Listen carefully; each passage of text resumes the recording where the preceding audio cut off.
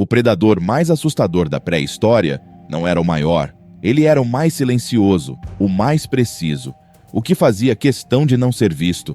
A ideia que Hollywood vende há décadas de uma criatura gigantesca gritando antes de atacar, quase como um monstro saído de um pesadelo, é reconfortante. Pelo menos você saberia que está em perigo. Mas no mundo real, os piores predadores não dão avisos. Eles observam à distância, estudam o terreno, cercam a vítima em silêncio. E quando atacam, você não tem tempo nem de registrar o que está vendo. Na pré-história, ser predado não era uma cena de ação cinematográfica. Era um corte seco, uma emboscada fria, como se o mundo ao seu redor de repente, tivesse desaparecido. E quando você caía, nada sobrava além da floresta, em silêncio absoluto.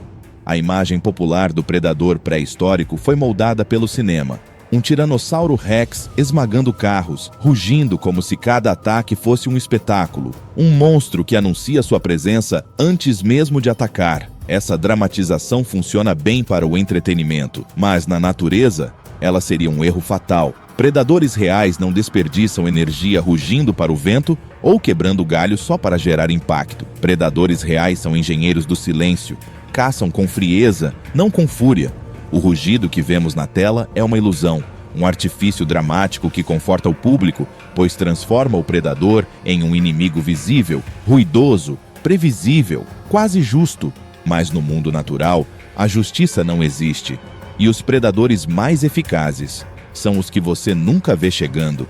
Por isso, neste vídeo, vamos ignorar os mitos e olhar de frente para o que a natureza realmente projetou como máquinas de caça. E a verdade está muito longe de Hollywood. Neste vídeo, vamos revelar quais predadores pré-históricos seriam ameaças reais, assustadoras e quase impossíveis de escapar para um ser humano desarmado. Vamos basear nossas escolhas não em tamanho ou fama, mas em velocidade, inteligência, eficiência de caça e comportamento predatório silencioso. Seremos realistas, e isso vai ser bem mais assustador do que qualquer dinossauro hollywoodiano. Porque quando você entende como esses predadores realmente caçavam, percebe que a pré-história não era só perigosa, era um verdadeiro inferno.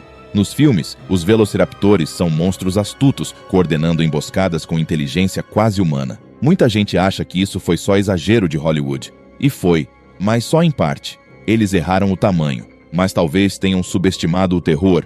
Na vida real, os dromaeossauros, grupo do qual faz parte o famoso Velociraptor, eram ainda mais eficientes do que a ficção mostra, e alguns deles, incrivelmente grandes. O Aquilobator, por exemplo, podia chegar a 5 metros de comprimento e pesar até 300 quilos. Já o Utahraptor, o maior já encontrado, ultrapassava os 6 metros, mais pesado que um urso pardo. E ao contrário do que muita gente imagina, ele não se movia como um dinossauro lento e desengonçado. Com articulações leves, cérebro relativamente desenvolvido e cauda rígida como contrapeso, ele se movia com velocidade, equilíbrio e precisão cirúrgica. E o mais assustador, carregava em cada pé uma garra curva, afiada e funcional com até 30 centímetros.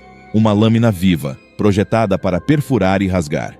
Segundo estudos, elas não apenas matavam, faziam isso rápido e em silêncio. Pesquisas indicam que os dromaeossauros tinham funções cognitivas comparáveis às das aves modernas.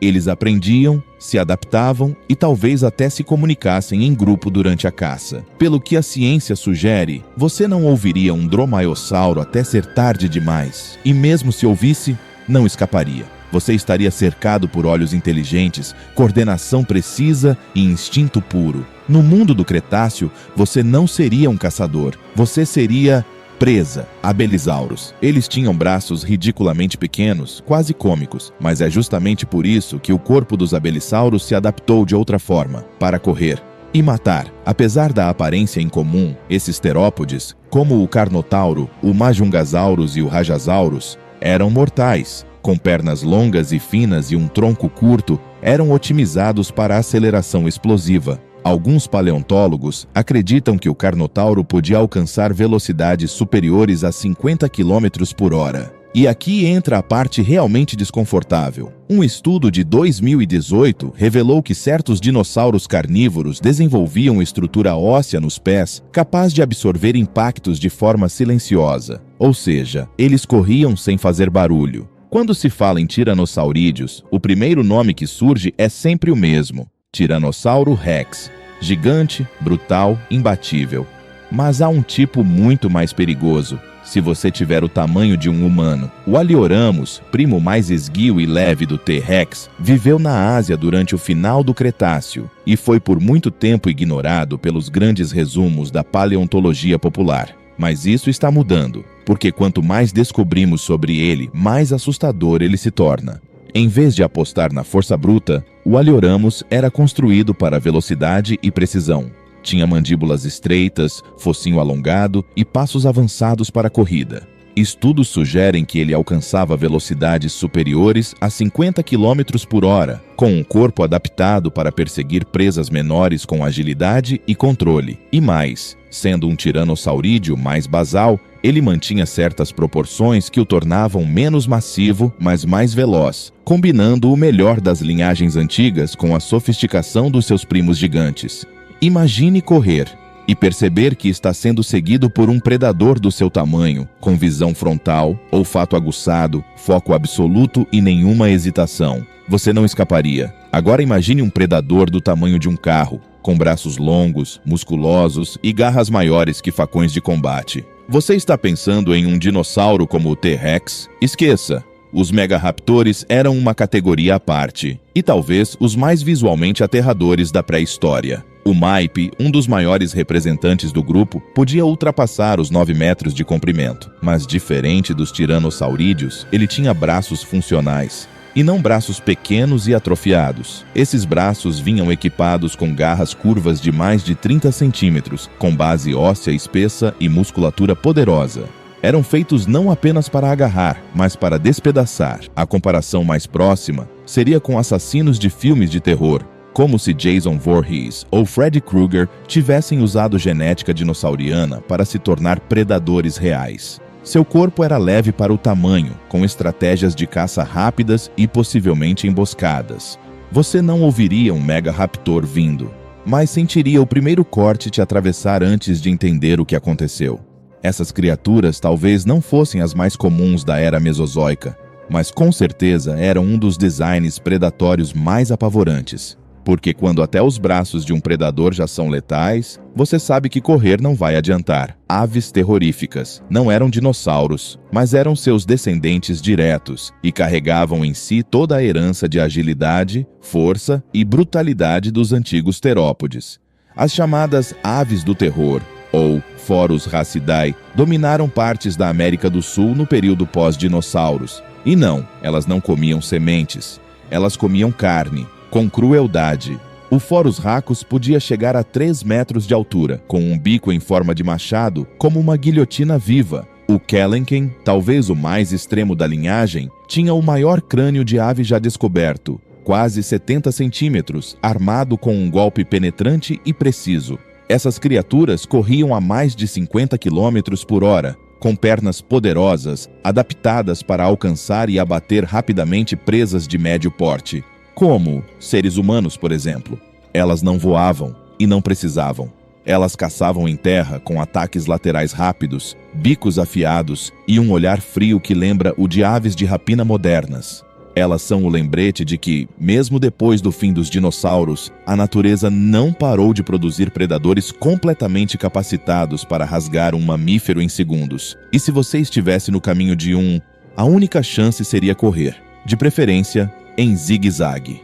Você provavelmente imaginou que os predadores realmente perigosos eram sempre os maiores, mas isso depende da sua escala. Enquanto um Tyrannosaurus Rex adulto talvez nem se incomodasse em perseguir um ser humano, pequeno demais para ser um lanche que valha o esforço, seus filhotes, por outro lado, seriam perigosamente compatíveis conosco. Juvenis de grandes terópodes como o T-Rex, o Giganotossauro e o Tarbossauro já nasciam com ferramentas de caçador.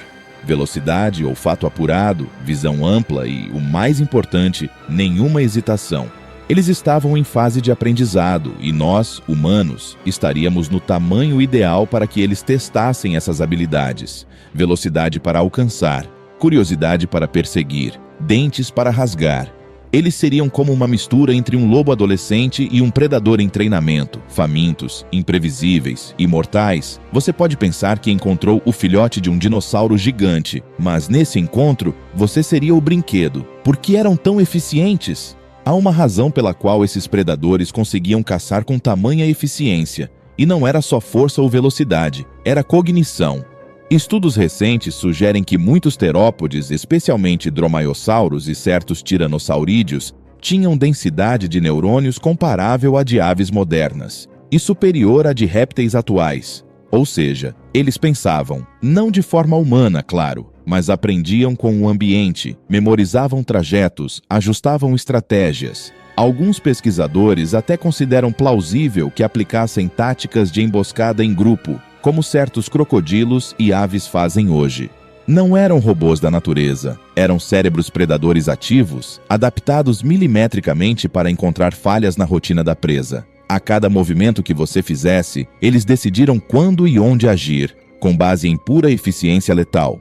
No cinema, o perigo sempre tem trilha sonora. Na vida real, o pior tipo de inferno é aquele que chega em silêncio. Esses predadores não davam espetáculo. Eles não rugiam para avisar que estavam vindo. Eles esperavam, observavam. E quando agiam, você não tinha chance. A natureza não precisa terror psicológico. Ela precisa de eficácia. E é exatamente isso que esses animais eram. Eficientes até o limite mais brutal. Agora que você conheceu alguns dos predadores mais assustadores que já pisaram na Terra, me diga, qual deles você jamais gostaria de encontrar numa floresta? Ou melhor, qual desses faria você congelar só de imaginar o som dos passos se aproximando? Comenta aqui embaixo. Vamos descobrir juntos qual seria o predador mais aterrorizante segundo vocês. E se quiser continuar explorando esse lado brutal, silencioso e realista da pré-história, já se inscreve no canal.